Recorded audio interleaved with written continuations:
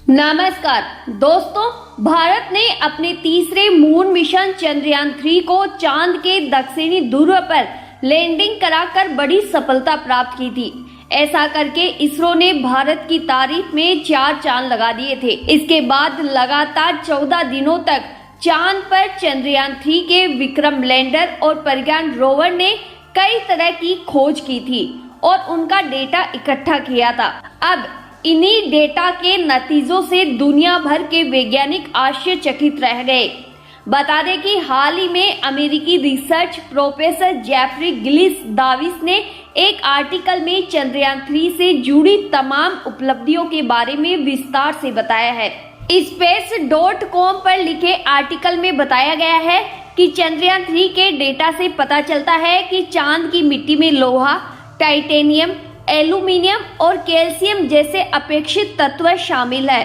Sulphur का मिलना आश्चर्यचकित कर देने वाला है।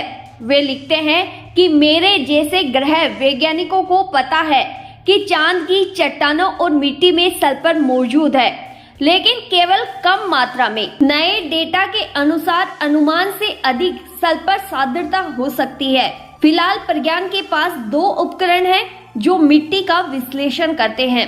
एक तो अल्फा कण एक्स-रे स्पेक्ट्रोमीटर और दूसरा लेजर प्रेरित ब्रेकडाउन स्पेक्ट्रोमीटर यानी LIBS। इन्हीं दोनों उपकरणों ने लैंडिंग स्थल के पास की मिट्टी में सल्फर की खोज की है। बता दें कि वैज्ञानिक दावा करते हैं कि चंद्रमा की मिट्टी में मौजूद सल्फर एक दिन अंतरिक्ष यात्रियों को जमीन से दूर करने में सहायता कर सकता है, जिससे ये माप विज्ञान का एक उदाहरण बन जाएगा जो अन्वेषण को सक्षम बनाता है।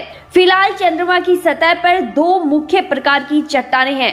एक तो गहरी ज्वालामुखी चट्टान और दूसरी चमकीली उच्च भूमि चट्टान। पृथ्वी पर प्रयोगशाला में चंद्रमा की चट्टान और मिट्टी की संरचना को मापने वाले वैज्ञानिकों का कहना है कि गहरे ज्वालामुखी मैदानों की सामग्रियों में चमकीले उच्च भूमि वाले पदार्थों की तुलना में अधिक सल्फर होता है। सल्फर मुख्यतः ज्वालामुखी गतिविधि से बनता है। चंद्रमा की गहराई में मौजूद चट्टानों में सल्फर होता है और अब ये चट्टानें पिघलती है तो सल्फर मैग्मा का हिस्सा बन जाती है। जब ये पिघली हुई चट्टान सतह के पास आती है तो मैग्मा में मौजूद अधिकांश सल्फर एक गैस का रूप धारण कर लेती है जो वाटर, पेपर और कार्बन डाइऑक्साइड के साथ निकलता रहता है। वैसे तो कुछ सल्फर मैग्मा में रहता है और ठंडा होने के बाद चट्टान के भीतर ही बना रहता है।